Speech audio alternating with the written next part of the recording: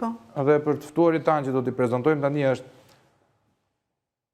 në fund të ditës për kë u vra, për kë dhanë jetën 4 veta, për Zengjinet Caushin, për Belinda Ballukun, për Ilir Beqaj, për Sajmir Tahirin, për Ilir Metën, për Erion Veliajn, për Vangjush Dakon, për gjithë të burgosurit e tjetë incineratorve, hajdutat me qizme, gjitha me ratë, pra 3/4 e qeverisë, ose të njerëzve të lidhur me pushtetin, janë në probleme ligjore, penale, për abuzime, për mitmarrje, për pengmarrje, për shantazhe, për vjedhje tenderash, dhe ta mendosh që ata të shkretët u vranë dhe dhanë jetën për 700.000 euro që prezumoj se i kishte marrë Ilir Meta.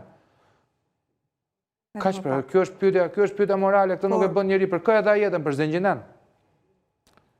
E dha për Belën.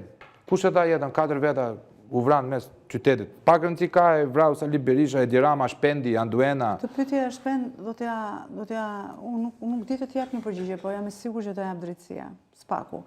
Por ti mendon se skandalet në këtë vend nuk kanë sosur? Jo. Ne sot u njohëm me një tjetër skandal që lidhet pikërisht me gjykatën speciale, apo të njohur si gjykata